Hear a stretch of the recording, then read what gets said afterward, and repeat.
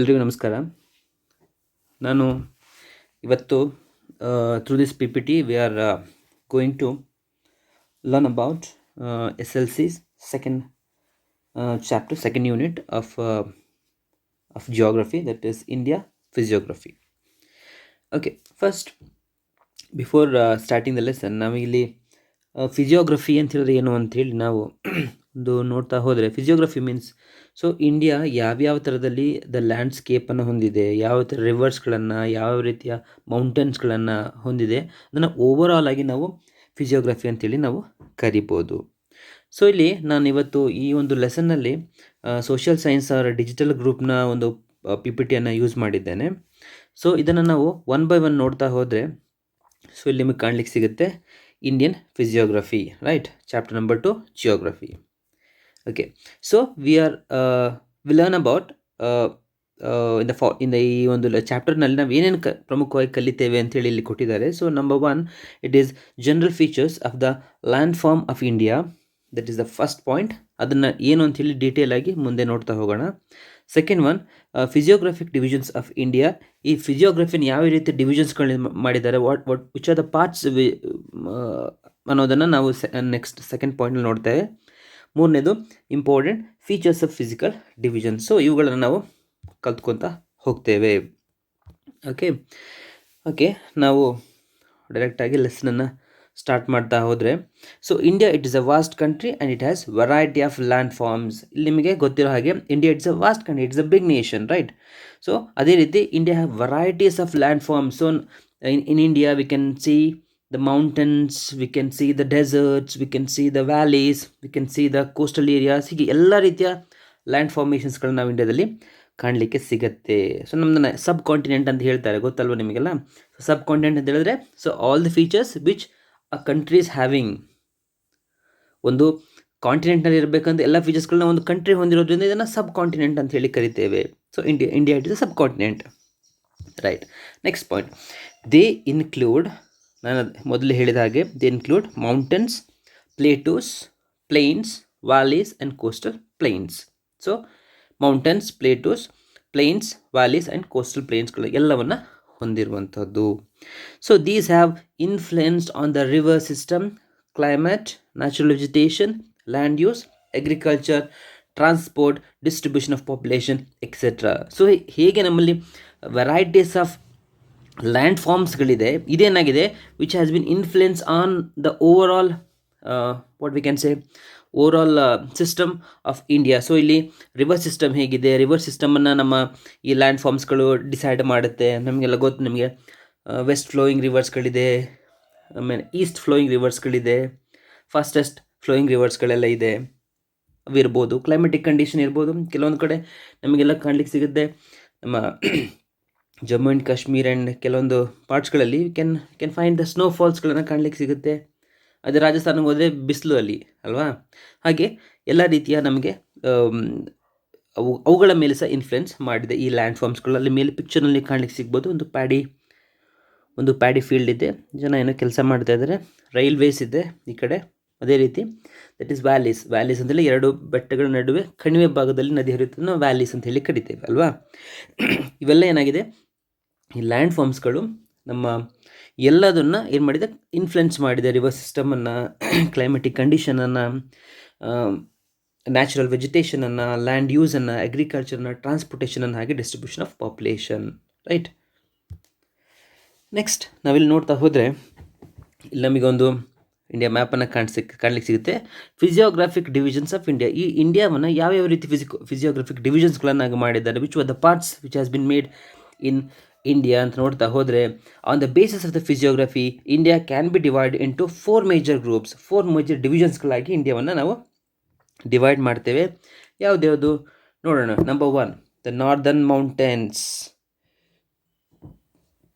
First one, the northern mountains. Second one, ಎರಡನೇದು the northern great plain. Northern great plain ಅಂತೇಳಿ ಎರಡನೇದಿದೆ.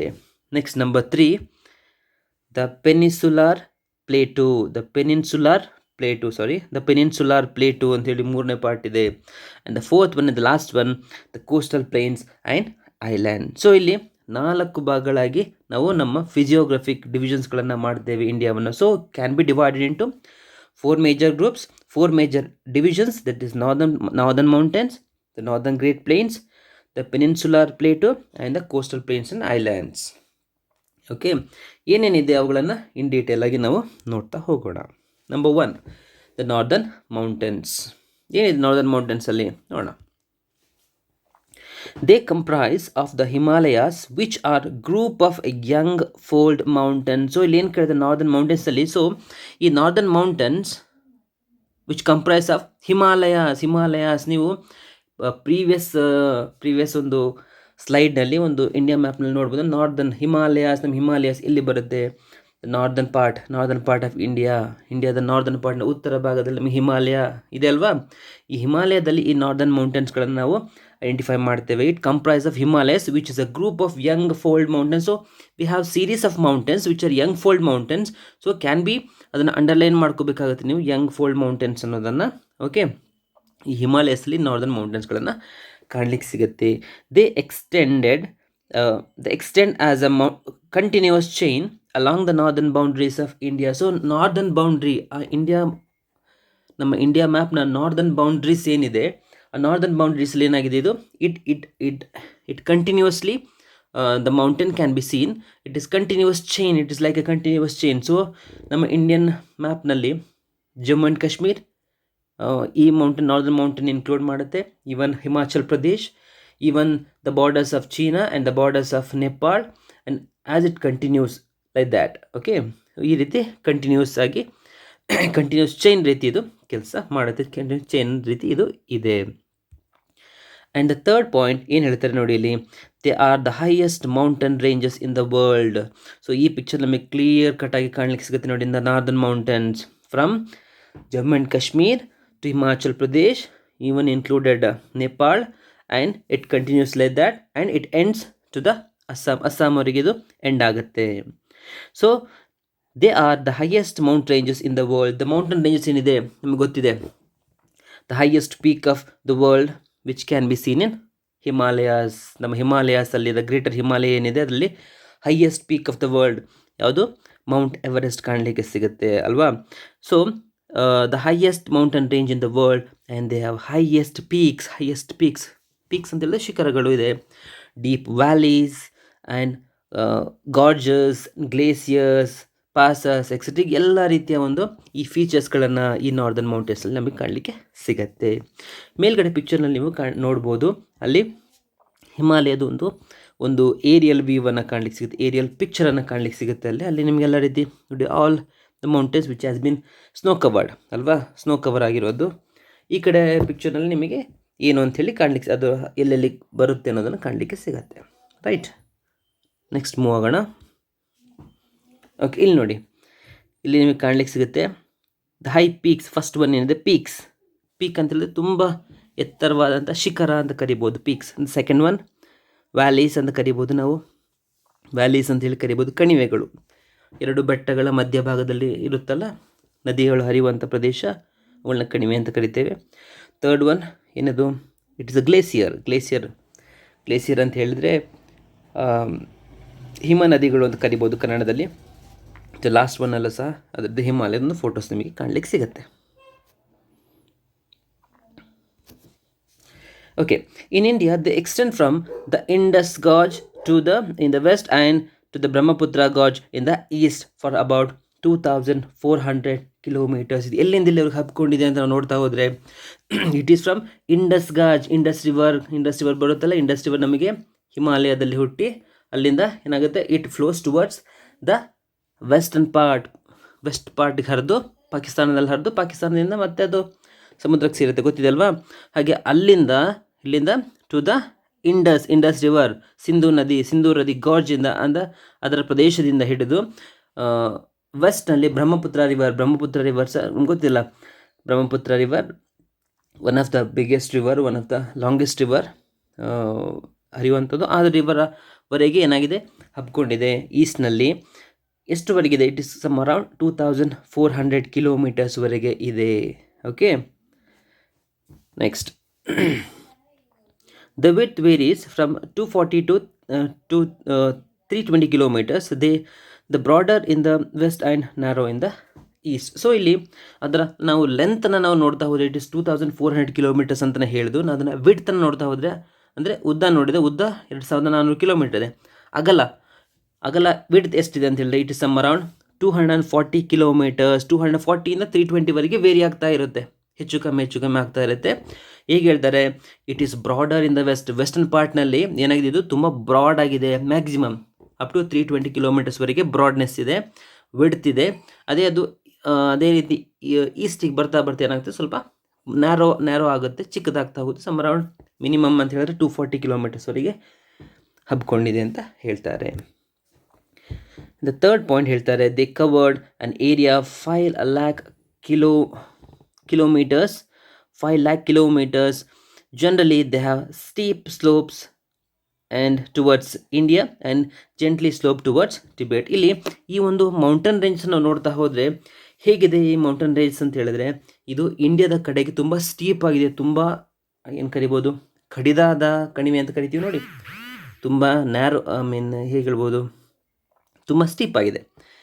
ಅದು Tibetan ಕಡೆ ಅಂದರೆ ಚೀನಾದ ಕಡೆ ಏನಾಗಿದೆ, ಅಷ್ಟೊಂದು ತುಂಬ ಜೆಂಟಲ್ ಆಗಿ ಸ್ಲೋಪ್ಗಳನ್ನು ಕಾಣಲಿಕ್ಕೆ ಸಿಗುತ್ತೆ. ಹಾಗಾಗಿ ಆ ಕಡೆಯಿಂದ ಬೇಗ ಹತ್ಬೋದು. ಬಟ್ ಇಂಡಿಯಾ ಕಡೆಯಿಂದ ಮೇಲೆ ಹತ್ತೋದು ಭಾಳ ಕಠಿಣ, ಕಷ್ಟ ಸಾಧ್ಯ. ಓಕೆ, ನೆಕ್ಸ್ಟ್ ಪಾಯಿಂಟ್ ನಾವು ನೋಡ್ತಾ ಹೋಗೋಣ. ನೆಕ್ಸ್ಟ್ ನಾರ್ದರ್ನ್ ಮೌಂಟೇನ್ಸಲ್ಲೇ the Himalayas consisting of 3 parallel range. ಅದು ಈ ಹಿಮಾಲಯವನ್ನು ನಾವು ನಮ್ಮ ಇಂಡಿಯನ್ ಫಿಸಿಯೋಗ್ರಫಿನ 4 ಡಿವೈಡ್ ಮಾಡ್ತೇವೆ.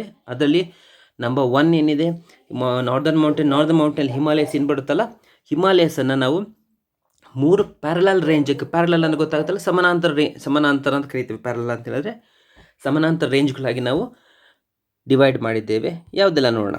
ಒಂದನೇದು ದ ಗ್ರೇಟರ್ ಹಿಮಾಲಯಾಸ್, ಒಂದನೇ ಪಾಯಿಂಟ್. ಸೆಕೆಂಡ್ ಒನ್ ಇದು lesser Himalayas, and the third one is Siwalik hills. Okay, ನೀವಲ್ಲಿ ಆ ಫೋಟೋದಲ್ಲಿ ನಿಮಗೆ ಕ್ಲಿಯರಾಗಿ ಕಾಣಲಿಕ್ಕೆ ಸಿಗುತ್ತೆ ನೋಡಿ. ಆ ಒಂದು ಮೇಲ್ಗಡೆ ನಿಮ್ಮ ರೈಟ್ ಸೈಡ್ನಲ್ಲಿ ಕಾಣಿಸುವಂಥ, ರೈಟ್ ಸೈಡ್ ಅಪ್ನಲ್ಲಿ ಮೇಲ್ಗಡೆ ಕಾಣಿಸಿರುವಂಥ ಇದರಲ್ಲಿ ನಿಮಗೆ 3 ಪ್ಯಾರಲಲ್ ಆಗಿ ಕಾಣಿಸ್. ಅಲ್ಲಿ ನೋಡಿ, ನಿಮಗೆ ಒಂದು ಡಾಟೆಡ್ ಇದೆ, ಒಂದು ಯೆಲ್ಲೋ ಕಲರ್ನಲ್ಲಿದೆ, ಇನ್ನೊಂದು ಚಿಕ್ಕ ಡಾಟ್, ಸ್ಮಾಲ್ ಡಾಟ್ಸ್ಗಳಾಗಿದೆ, ಒಂದು ಬಿಗ್ ಡಾಟ್ ಇದೆ. ಅದನ್ನು ನೋಡಿ, ನಿಮಗೆ ಅಲ್ಲಿ ಅದನ್ನು ಇಂಡಿಕೇಟ್ ಮಾಡಿದ್ದಾರೆ ಯಾವುದ್ಯಾವುದು ಅಂತೇಳಿ ನೋಡ್ಕೋಬೋದು ನೀವು.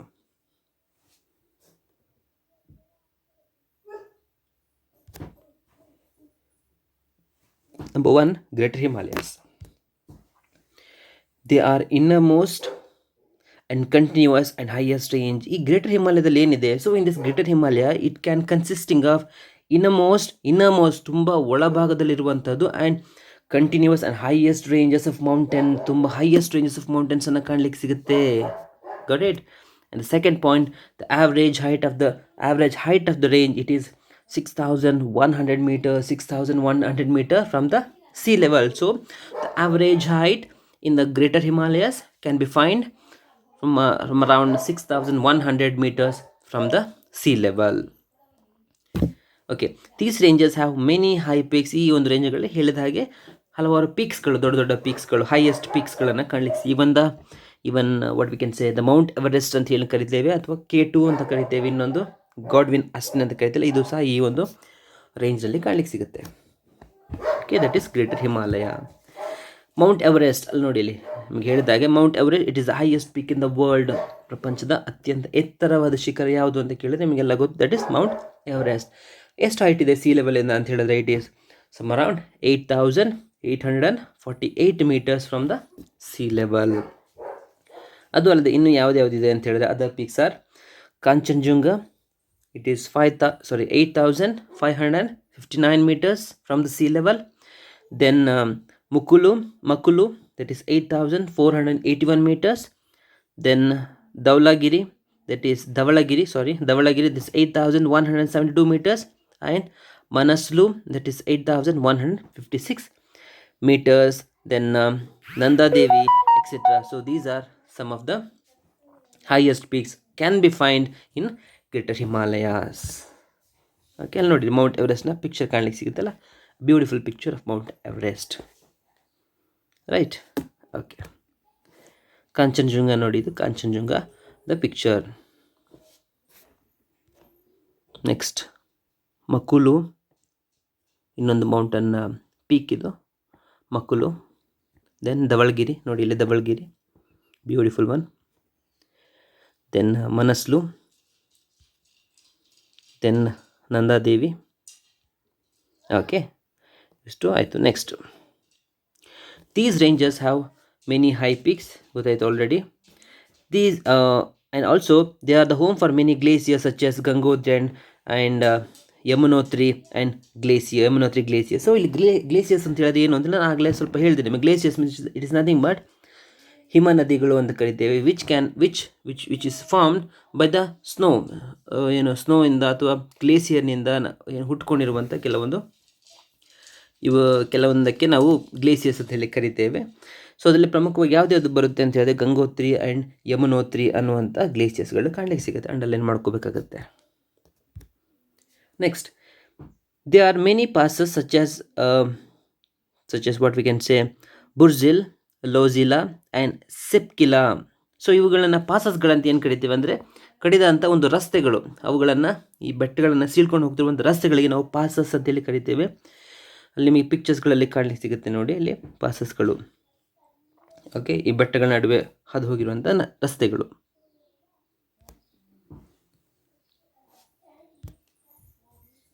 Okay, the mountains lying in the north west of the Himadri are called trans Himalayas. ಇಲ್ಲಿ ಈ ಮೌಂಟೇನ್ ರೇಂಜಸ್ಗಳು ಏನು ಕಾಣಿದ್ದಾರೆ, ಈ ಮೌಂಟೇನ್ ರೇಂಜಸ್ನ which is lying to the north west part of the Himadri. ಈ ಹಿಮಾಲಯದ ನಾರ್ತ್ ವೆಸ್ಟರ್ನ್ ಪಾರ್ಟ್ ಅಂದರೆ ಯಾವುದು, ಈಶಾನ್ಯ ಭಾಗದಲ್ಲಿ ಇರುವಂತಹ ಒಂದು ಬೆಟ್ಟಗಳಿಗೆ ನಾವು ಮೌಂಟೇನ್ಸ್ಗಳಿಗೆ ನಾವು ಏನಂತ ಕರಿತೇವೆ, we call it as trans Himalayas ಅಂತ ಹೇಳಿ ಕರಿತೇವೆ. So they comprises of Karakoram range where the highest peak K2 or mount Godwin Austen is located. ಇಲ್ಲಿ ಈ ಒಂದು ಟ್ರಾನ್ಸ್ ಹಿಮಾಲಯಸ್ ಅಂತ ಏನು ಕರಿತೀವಿ, ಟ್ರಾನ್ಸ್ ಹಿಮಾಲಯಸ್ದಲ್ಲಿ ಈ ನಮ್ಮ K2 ಅಂತ ಹೇಳಿ ನಾನು ಆವಾಗಲೇ ಏನು ಹೇಳಿದೆ, that is mount Godwin Austen. ಈ ಒಂದು ಹೈಯೆಸ್ಟ್ ಪೀಕಲ್ಲಿ ನಮಗೆ ಕಾಣಲಿಕ್ಕೆ ಸಿಗುತ್ತೆ. Can be find it in trans Himalayas. So it is the highest peak of India. ಭಾರತದ ಹೈಯೆಸ್ಟ್ ಪೀಕ್ ಇದು. ಭಾರತ ನಮಗೆ ಪ್ರಪಂಚದ ಅತ್ಯಂತ ಎತ್ತರವಾದ ಶಿಖರ ಯಾವುದರಿಂದ ಮೌಂಟ್ ಎವರೆಸ್ಟ್ ಅಂತ ಹೇಳಬೇಕು. ಅದೇ ರೀತಿ which is the highest peak of India ಅಂತ ಕೇಳುವಾಗ ನಾವೇನು ಹೇಳಬೇಕು, that is we have to say K2 ಅಥವಾ mount Godwin Austen. Got it? ಈ ಪಿಕ್ಚರ್ನಲ್ಲಿ ನಿಮ್ಗೆ ಕಾಣಲಿಕ್ಕೆ ಸಿಗುತ್ತೆ ನೋಡಿದ್ರೆ, ನಿಮ್ಮ ರೈಟ್ ಎಂಡ್ನಲ್ಲಿ ನಿಮಗೆ ಕಾಣಲಿಕ್ಕೆ ಇಂಡಿಕೇಟ್ ಮಾಡ್ತಾ ಇದ್ದಾರೆ ನೋಡಿ, K2 ಇಂಡಿಕೇಟ್ ಆಗ್ತದೆ ಜಮ್ಮು ಕಾಶ್ಮೀರದ ಮೇಲ್ಭಾಗದಲ್ಲಿ. ಓಕೆ, ನಿಮ್ಮ ಲೆಫ್ಟ್ ಸೈಡ್ನಲ್ಲಿ ಆ ಒಂದು ಗಾಡ್ವಿನ್ ಆಸ್ಟಿನ್ದು ಪಿಕ್ಚರ್ ಕಾಣಲಿಕ್ಕೆ ಸಿಗುತ್ತೆ. Okay, next the second point greater Himalaya ಆಯಿತು. ನೀವು second point the lesser Himalayas. So lesser Himalayas ಏನು ಬರುತ್ತೆ, so these ranges are located in the south of the greater Himalayas.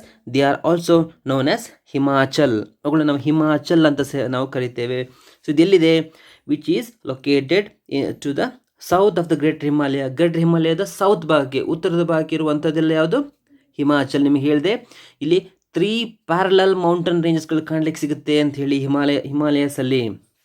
Greater Himalaya, lesser Himalaya and Siwalik. Greater Himalaya ಮೇಲ್ಗಡೆ ಆಯಿತು, ಅದರ ಪ್ಯಾರಲಲ್ ಆಗಿ ಎರಡನೇದು ಯಾವುದದು, ಅದರ ಸೌತ್ಗೆ ಇರುವಂಥದ್ದು, that is second one lesser Himalayas, ಅಥವಾ ಇದನ್ನು ಇನ್ನೂ ಒಂದು ಹೆಸರನ್ನು ಕರಿತೇವೆ, ಏನು ಕರಿತೇವೆ, that is called as Himachal. So they are 60 to 80 kilometers wide and 1500 to 4500 meters high.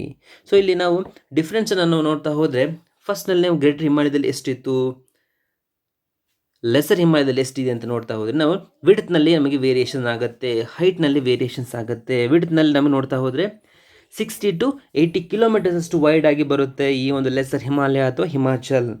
ಅದೇ ರೀತಿ ಹೈಟ್ ಎಷ್ಟು ಬರುತ್ತೆ ಅಂತ ಹೇಳಿದ್ರೆ, some around on an average it is 1500 to 4500 meters ಆ ಒಂದು ಆವ್ರೇಜ್ನಲ್ಲಿ ಇರುತ್ತೆ. The eastern part is covered with forest. The eastern part is covered with forest. Eastern ಭಾಗ ಅಂತೇಳಿ ಯಾವುದು, ಪೂರ್ವದ ಭಾಗದಲ್ಲಿ ಈ ಒಂದು ಹಿಮಾಚಲಲ್ಲಿ ಏನಾಗಿದೆ, which is covered with the ಫಾರೆಸ್ಟನ್ನು ಈಸ್ಟರ್ನ್ ಭಾಗದಲ್ಲಿ ನಮಗೆ ಇಲ್ಲಿ ಕಾಣಲಿಕ್ಕೆ ಸಿಗುತ್ತೆ. ಯಾವ ಕಡೆ, ಈಸ್ಟರ್ನ್ ಪಾರ್ಟ್ನಲ್ಲಿ ನೋಡಿ ನಿಮಗೆ ಈ ಅರುಣಾಚಲ್ ಪ್ರದೇಶ್, ಅಸ್ಸಾಂ ಅವೆಲ್ಲ ಬರುತ್ತೆ ನೋಡಿ, ಅಲ್ಲೆಲ್ಲ ನಮಗೇನು ಕಾಣಿಸುತ್ತೆ, ನಮಗೆ ಫಾರೆಸ್ಟ್ ಕಾಣಲಿಕ್ಕೆ ಸಿಗುತ್ತೆ. There are many parallel ranges in the lesser Himalaya. ಈ ಲೆಸರ್ ಹಿಮಾಲಯದ ಹಲವಾರು ಪ್ಯಾರಲ್ ರೇಂಜಸ್, ಹಲವಾರು ಸಮಾನಾಂತರವಾಗಿರುವಂಥ ಹಲವಾರು ಮೌಂಟನ್ ರೇಂಜಸ್ಗಳನ್ನು ಕಾಣಲಿಕ್ಕೆ ನಾವು ಸಿಗುತ್ತೆ. ಯಾವುದೆಲ್ಲ ಅಂತ ಹೇಳಿ ನಾವು ನೋಡ್ತಾ ಹೋದರೆ ಎಕ್ಸಾಂಪಲನ್ನು ಕೊಡ್ತಾರೆ. That is number 1 the Pir Panjal, and second one the Dhauladhar, third one the Nag Tibba, then the Mussoorie, then the Mahabharat and Darjeeling ರೇಂಜಸ್ಗಳು ನಮಗೆ ಇಲ್ಲಿ ಈ ಲೆಸರ್ ಹಿಮಾಲಯದಲ್ಲಿ ಅಥವಾ ಹಿಮಾಚಲಲ್ಲಿ ಕಾಣಲಿಕ್ಕೆ ಸಿಗುತ್ತೆ. Okay, next they contain many valleys such as, ಯಾವುದ್ಯಾವುದು ವ್ಯಾಲೀಸ್ಗಳನ್ನು ಕಾಣಲಿಕ್ಕೆ ಸಿಗುತ್ತೆ, Kashmir valley, Kangra valley, Kullu valley, ನೀವು ಕೇಳಿರ್ಬೋದು, ಕುಲು ಮನಾಲಿ ಅನ್ನೋಂಥ ವರ್ಡೆಲ್ಲ ಕೇಳಿರ್ಬೋದು. ಫೇವ್ರೆಟ್ ಟೂರಿಸ್ಟ್ ಸ್ಪಾಟ್ಸ್ಗಳಿವೆಲ್ಲ, ಇವುಗಳೆಲ್ಲ ಇಲ್ಲಿ ಕಾಣಲಿಕ್ಕೆ ಸಿಗುತ್ತೆ. And these are also noted for hill ಸ್ಟೇಷನ್ಸ್ಗಳು ಹಲವಾರಿದೆ, ನೀವು ಅಂಡರ್ಲೈನ್ ಮಾಡ್ಕೋಬೇಕಾಗುತ್ತೆ ಇವುಗಳನ್ನು. ಯಾವುದೆಲ್ಲ ಅಂತೆಲ್ಲ ಪ್ರಮುಖವಾಗಿ ಶಿಮ್ಲಾ, ದೆನ್ ರಾಣಿಕೇಟ್, ಮಸೂರಿ, ದೆನ್ ನೈನಿತಾಲ್, ಡಾರ್ಜಿಲಿಂಗ್, ಇದೆಲ್ಲ ಎಷ್ಟು ಕೇಳ್ತೀರಾ. Is are very familiar names which you have heard. Kashmir valley ನೋಡಿ, ನಿಮಗೆ Kashmir valley such a beautiful view. Then Kangra valley ಎರಡನೇದು, next Kullu valley, next Shimla beautiful mountain city, then Mussoorie, then Nainital, hill ಸ್ಟೇಷನ್ಸ್ಗಳಿವೆಲ್ಲ, ರಾಣಿಕೇಟ್, ಡಾರ್ಜಿಲಿಂಗ್.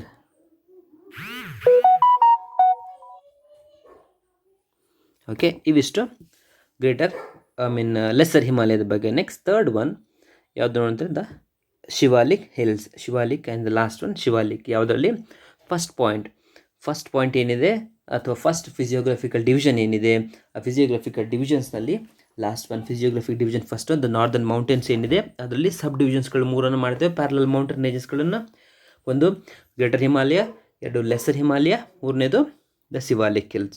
ಈಗ 1 ಪಾಯಿಂಟ್ ಆಯಿತು, 2 ಪಾಯಿಂಟ್ ಆಯಿತು, ಥರ್ಡ್ ಪಾಯಿಂಟ್ ನೋಡೋಣ. They are outer most range of the foothills located in the south of the main Himalayas and therefore it is called as outer Himalaya.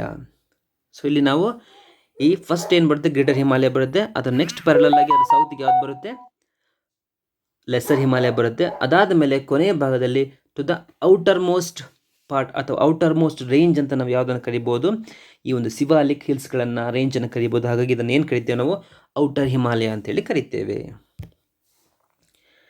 The lowest range of the Himalayas which is height of some around 600 to 1500 metres. ಇದರ height ಎಷ್ಟು ಬರುತ್ತೆ, on an average it is some around 600 to 1500 metres. And width ಎಷ್ಟು ಬರುತ್ತೆ ಅಂತ ಹೇಳಿದ್ರೆ some around 15 to 150 ಕಿಲೋಮೀಟರ್ಸ್ವರೆಗೆ. ಕೆಲವೊಂದು ಕಡೆ ಇದು ವೇರಿ ಆಗುತ್ತೆ. The extent of the Jammu and Kashmir in the west and Arunachal Pradesh in the east. So ಇದು extent ಎಲ್ಲಿವರೆಗೆ ಹಬ್ಕೊಂಡಿದೆ ಅಂತ ಹೇಳಿದ್ರೆ ಫ್ರಮ್ ದ ಜಮ್ಮು ಕಾಶ್ಮೀರಿಂದ ಹಿಡಿದು ಅಲ್ಲಿ ಅರುಣಾಚಲ್ ಪ್ರದೇಶ್ ಇನ್ ದ ಈಸ್ಟ್ನಲ್ಲಿ ಅರುಣಾಚಲ್ ಪ್ರದೇಶವರೆಗೆ ನಮಗೆ ಕಾಣಲಿಕ್ಕೆ ಸಿಗತ್ತೆ. Okay, they have flat bottoms, structured valleys, these are known as Doons. ಇಲ್ಲಿ ನಾವು ಈ ಒಂದು ಶಿವಾಲಿಕ್ ಹಿಲ್ಸ್ಗಳಲ್ಲಿ ಕಾಣುವಂಥ ಪ್ರಮುಖವಾದ ಒಂದು ಇದು ಅಂತ ಹೇಳಿದರೆ ಡೂನ್ಸ್ ಅಂತ ಹೇಳಿ ಒಂದು ಸ್ಪೆಷಲ್ ಫೀಚರನ್ನು, ಸ್ಪೆಷಲ್ ಲ್ಯಾಂಡ್ ಫಾರ್ಮ್ಸನ್ನು ನಾವು ಕಾಣಲಿಕ್ಕೆ ಸಿಗುತ್ತೆ. ಇಲ್ಲಿ ಫ್ಲ್ಯಾಟ್ ಬಾಟಮ್ ಏನಾಗುತ್ತೆ, ಕೆಳಭಾಗದಲ್ಲಿ ಫ್ಲ್ಯಾಟ್ ಆಗಿರುತ್ತೆ. ವ್ಯಾಲೀಸ್ಗಳು ತುಂಬ ಸ್ಟ್ರಕ್ಚರ್ಡ್ ವ್ಯಾಲ್ಯೂಸ್ ಇರುತ್ತೆ. ಸೊ ಇವುಗಳನ್ನು ನಾವು ಡೂನ್ಸ್ ಅಂತೇಳಿ ಕರಿತೇವೆ. ಸೊ ಎಕ್ಸಾಂಪಲ್ ಡೆಹ್ರಾಡೂನ್ ಕೇಳಿದ್ರಲ್ಲ, ಡೆಹ್ರಾಡೂನ್ ಇದರಲ್ಲಿ ಮುಖವಂತ ಒಂದು ಡೂನ್. ಓಕೆ, ನೆಕ್ಸ್ಟ್ ಇಲ್ಲಿ ನೋಡಿ, ಇಲ್ಲಿ ಪಿಕ್ಚರ್ ನಿಮಗೆ ಕಾಣಿಸುತ್ತೆ, ಡೆಹ್ರಾಡೂನ್ ನೋಡಿ ಇಲ್ಲಿ ಕಾಣಲಿಕ್ಕೆ ಸಿಗುತ್ತೆ. ಆ್ಯಂಡ್ ಈ ಕಡೆ 2 ಪಿಕ್ಚರನ್ನು ಕಾಣಲಿಕ್ಕೆ ಸಿಗುತ್ತೆ. ಓಕೆ, ಇವಿಷ್ಟು ಇವತ್ತಿನ lesson. Next importance of Himalayas ನಾವು ನೆಕ್ಸ್ಟ್ ಕ್ಲಾಸ್ನಲ್ಲಿ ನೋಡೋಣ. ಥ್ಯಾಂಕ್ ಯು ಫಾರ್ ಈ ಒಂದು ಲೆಸನ್ನ ಇಷ್ಟುವರೆಗೇನು ಕೇಳಿದರೆ ಅದಕ್ಕೆ ಅದರಲ್ಲಿ ಇರುವಂಥ ಪಾಯಿಂಟ್ಸ್ಗಳನ್ನು ನೀವು ಮಾರ್ಕ್ ಮಾಡ್ಕೊಳ್ಳಿ, ಅದನ್ನು ನೀವು ಬರ್ಕೋಬೋದು. Okay, thank you.